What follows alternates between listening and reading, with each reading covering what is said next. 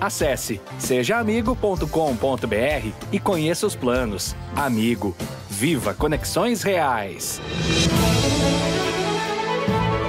Olá, para você que nos acompanha, está no ar mais uma entrevista do Repórter MT. O convidado de hoje é Rodrigo Marques, climatologista e professor de Geografia da UFMT, Universidade Federal de Mato Grosso. Rodrigo, muito obrigado pela presença aqui no Repórter MT. Eu que agradeço o convite. E o bate-papo de hoje é sobre uma situação que os cuiabanos vêm passando nas últimas semanas relacionado às baixas temperaturas. O frio pegou a gente meio desprevenido e o que era para ser um dia virou uma semana. Rodrigo, para dar início a essa nossa conversa, essa nossa entrevista, o que tem provocado, ou melhor, o que provocou essa mudança de temperatura para os 38 que a gente está acostumado para praticamente 13, 15, que foi o registrado recentemente nas últimas semanas? Olha, foram duas frentes frias seguidas que chegaram, né?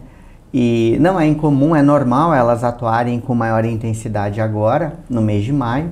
E talvez, né, como nos últimos anos isso não tem sido comum, não está na memória, né, das pessoas que no mês de maio também nós temos aí esse período mais fresco, né? Agora, o que talvez deu uma diferenciada é que foram duas seguidas, né, e elas praticamente emendaram, né? E aí o cuiabano não está acostumado, né? Reclama do calor, mas passou de 2 dias de frio, ele Tá bom, já pode voltar ao sol. Ele já tem dificuldade. Então, basicamente, essas foi por conta das frentes frias, que são comuns nessa época do ano. Sim. Não tem nada a ver com algum fenômeno climático que pode ter interferido. Inclusive, é bom as pessoas terem em mente que em maio elas ainda não estão no ápice da sua intensidade, né? Os frios mais intensos que nós temos em Cuiabá, geralmente eles ocorrem ali final de junho e no mês de julho. Ou seja, né, é bem provável que a gente possa ter aí outros eventos mais fortes que esse até julho. Isso é uma outra questão que eu ia te perguntar. Agora não é o período que a gente está acostumado a ver o frio, é mais no período de junho, julho. Tem alguma previsão, alguma estatística específica para esse período? Alguma porcentagem, alguma quantidade de graus que a gente vai enfrentar nesse período? Não, é bem difícil você fazer previsão de temperaturas exatas, né? Quando você pensa a estação como um todo.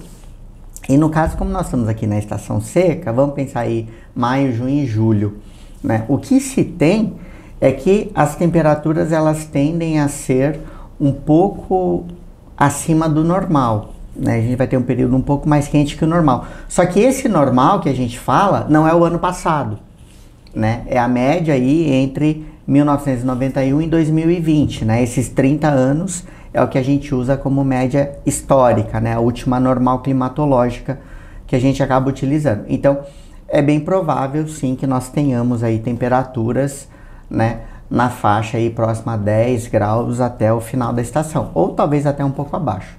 O final dessa estação seria julho, mais ou menos. Na verdade, as frentes frias, elas conseguem derrubar as temperaturas de maneira mais forte até setembro. Certo. Né, que é o período seco. Uhum. Agora, tem uma outra característica desse período.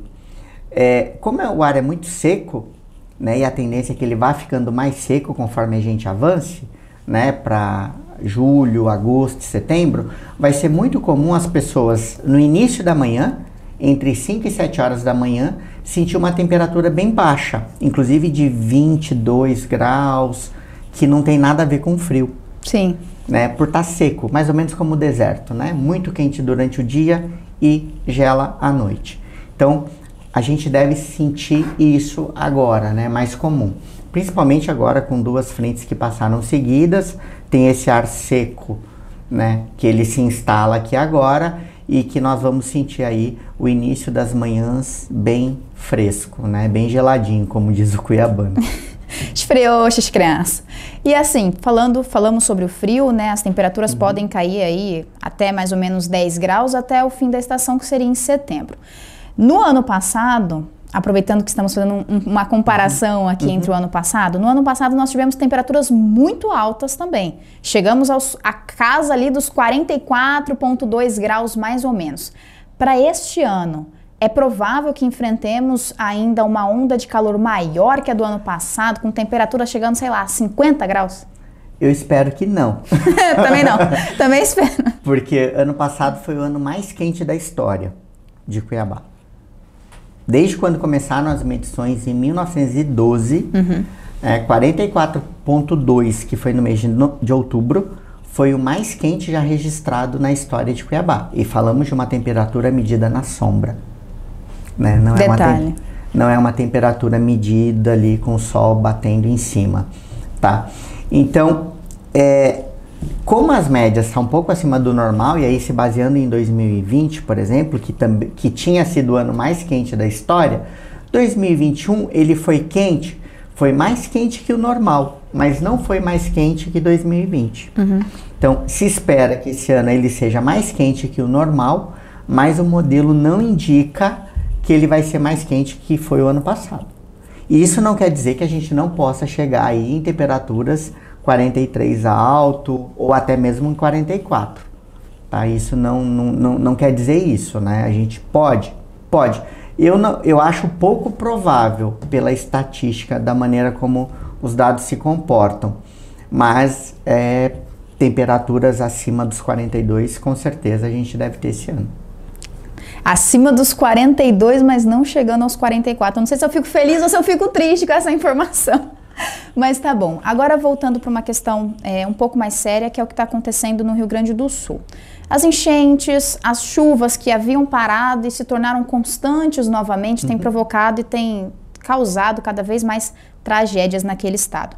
Pensando aqui em Mato Grosso, em Cuiabá, nós também estamos propensos a esses desastres, a esses fenômenos climáticos que podem causar destruição? Se nós levarmos em conta que tiveram cidades no Rio Grande do Sul que em 10 dias chegou de chover quase 60% do que é para chover no ano, né? E trazendo para Cuiabá essa informação, se você pensar, Cuiabá que tem uma média anual aí de 1.500 milímetros, né, mais aproximado, e você pensar que em 10 dias pode chover mais de 800 milímetros, com certeza aí as áreas, né, próximas, né, a córregos, as áreas de várzea, elas sofreriam com inundações e alagamentos, tá? Porque existe uma grande parte dessas áreas que foram ocupadas, né? Inclusive nós temos shopping em Cuiabá construído do lado de córrego. Cuiabá não, né? O shopping de Várzea Grande, né? Ele é construído do lado de um córrego. Então, com certeza, todas essas áreas que ocuparam esse leito maior, que normalmente quando o rio enche é o leito por onde ele vai, a cheia vai extravasar e ele vai inundar, todas essas áreas ocupadas passariam por inundação. Porque foi um volume muito concentrado de chuva em pouco tempo. Assim, mesmo Cuiabá sendo Cuiabrasa, quente pra caramba, corremos o risco de uma chuva vir maior do que o esperado e causar o mesmo do Rio Grande do Sul. Sim, porque o que acontece? No Rio Grande do Sul, tecnicamente falando a partir de clima, 3 fatores aconteceram em conjunto que poderiam gerar chuva lá. Primeiro, nós tivemos aí a última onda de calor, final de abril, início de maio, no Brasil Central, que era uma área de alta pressão. Essa área segurou, fez com que no Rio Grande do Sul se formasse uma área de instabilidade. E em clima, quando a gente fala de área de instabilidade, é área para chuva, que causa chuva. Junto com isso, a umidade da Amazônia que vem e desce, ela desceu e escoou sobre o Rio Grande do Sul. Então você tinha circulação característica para formar chuva e sendo alimentado por umidade vindo direto da Amazônia. Tá? Então, esses fenômenos acabaram atuando. E outra questão, né? Como nós estávamos aí saindo do El Niño para agora entrar na Laninha, o El Niño ele tem por característica seca na Amazônia e chuva no sul. Então, todos os fatores possíveis para ter alta quantidade de chuva aconteceu ao mesmo tempo, né? E por isso teve esses volumes extremos lá. E inclusive teve um problema, né? Porque quando o pessoal achou que ia diminuir as chuvas, chegou uma frente fria lá e mais chuva ainda sobre aquelas áreas que já estavam alagadas. E aqui em Cuiabá nós temos áreas mais propensas para que, se caso vier uma chuva, ocorrer uma enchente, uma inundação, áreas que serão mais afetadas? Com certeza, você tem bairros aqui em Cuiabá que eles foram construídos e a ocupação deles está margeando córregos. Né? Então, por exemplo, se você pensa num volume extremo desse de chuva, onde o rio Cuiabá vai encher, os córregos que desaguam no rio Cuiabá, eles não vão mais desaguar, eles voltam, né? Porque eles vão encontrar a barreira do rio e voltam. E aí vai começar, né, a ter esses alagamentos. E aí, se você ainda tem mais chuva, né, existe possibilidade sim de nós termos tragédias aqui em Cuiabá. E que já teve, né? Se você pensar aí nos últimos 20, 30 anos, tanto que Cuiabá está dentro da nota técnica, né, que coloca lá as 40 cidades do Mato Grosso que estão mais vulneráveis. Sim. Na verdade, o que a nota técnica fez? Ela pegou todos os municípios que tiveram problemas e colocou lá que eles podem voltar a ocorrer. Caramba. E assim, só para a gente poder finalizar a nossa entrevista falando sobre essa questão de eventos climáticos, desastres naturais, climáticos, fez bastante sucesso uma informação, um apontamento feito por pesquisas de cientistas de que Cuiabá se tornaria inabitável dentro de 20 anos, mais ou menos. Na sua avaliação, isso é uma informação que procede, que de fato a gente vai passar muita dificuldade morando aqui em Cuiabá, a gente vai ter que se mudar, procurar outros locais porque aqui não vai ter mais como sobreviver?